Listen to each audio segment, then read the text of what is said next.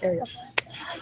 So, hi folks, this is Dr. Kat Schreier with Water Show, and we are bringing you yet another interview with another great speaker here this week at the One Water Summit, and actually someone from the part of the country that we're going to head to next, just outside of, between Milwaukee and Chicago, where two other big water events are coming up. So people are talking a lot about water in your vicinity, and of course I'm here with Mayor John Dickert from City Racine, Wisconsin.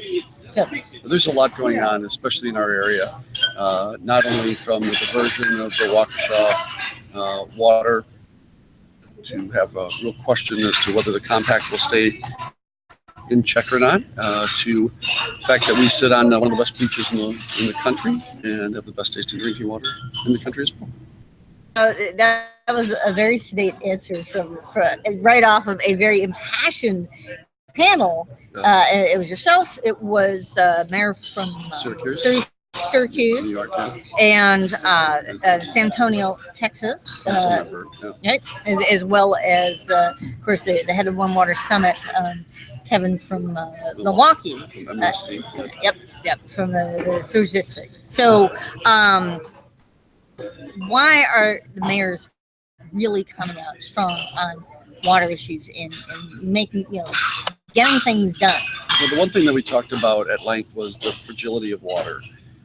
And then we saw in Flint that water is very fragile, and little things can trigger massive problems throughout your community. Flint's having the lead issues to Toledo actually having to shut down their water to 500,000 people.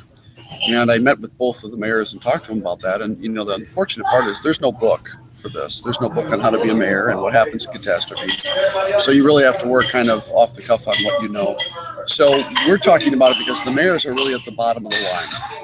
Between the federal government, the state governments, we're the ones that all this stuff rolls downhill. And we still have to work with what we have and the constant cutbacks in what we're getting, and yet still provide a quality water source and a good infrastructure that less and less money is being focused on. We have to speak up over there. They're cleaning up here in the lunchroom, so we'll try to project our voices as much as we can. All right. We're speaking at a campaign rally here. A lot of people are going to be watching this. Now we are, you guys talked about things like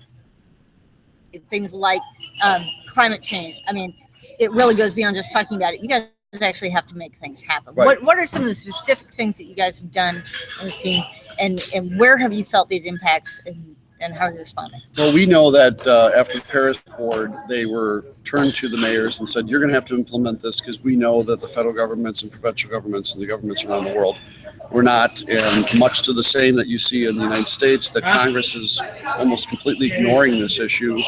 They see that globally. So they turned to the mayors and said, you're going to have to do the work to really hold back the climate change issues that are happening. So what we do is we build all of these things that we need to do into our planning. So we look towards how we're going to decrease the amount of carbon going in, to also how we're going to start providing renewables and efficiencies that are going to allow us to slow down what's happening. Issues on the back end, if we don't, are not only far more catastrophic than people care to talk about, but they're far more costly than the world can afford. And the country can't afford those issues either. So we're trying not only to save the planet for our kids, but we're also trying to save the economy for ourselves. And in doing that, by working with all these great individual companies and the people that work here, there's also a new economy being built out of this.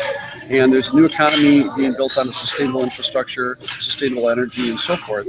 So you can make some lemonade out of these lemons. Absolutely. And there's a quick follow-up I want to ask about that. I mean, you definitely were talking about reaching the next generation, and thinking not just how did you put that?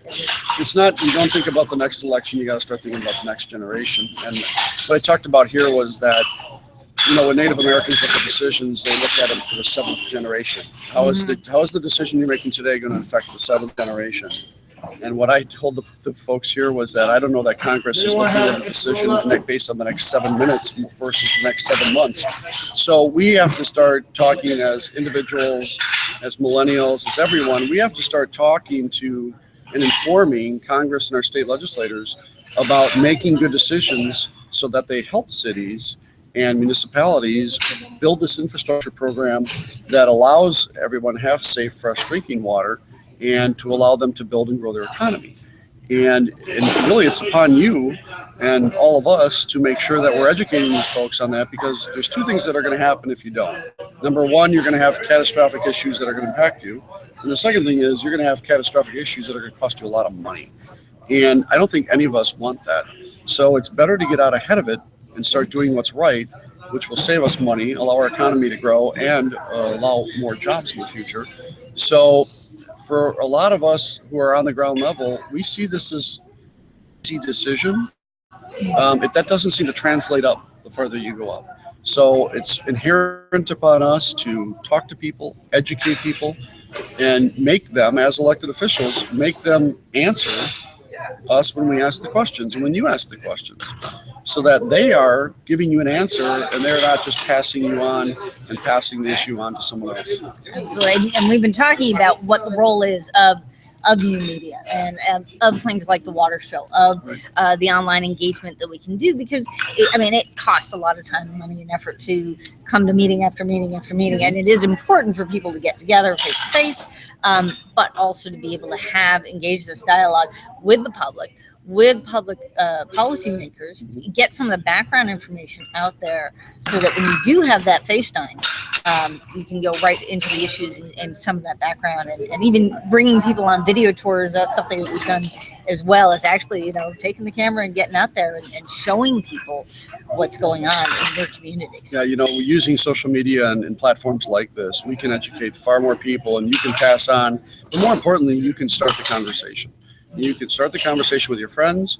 You can start the conversation with your elected officials, whether at the local, state, or federal level, and you can ask them those questions and find out what their answers are, and then do not put up with the non-answer, as we put it.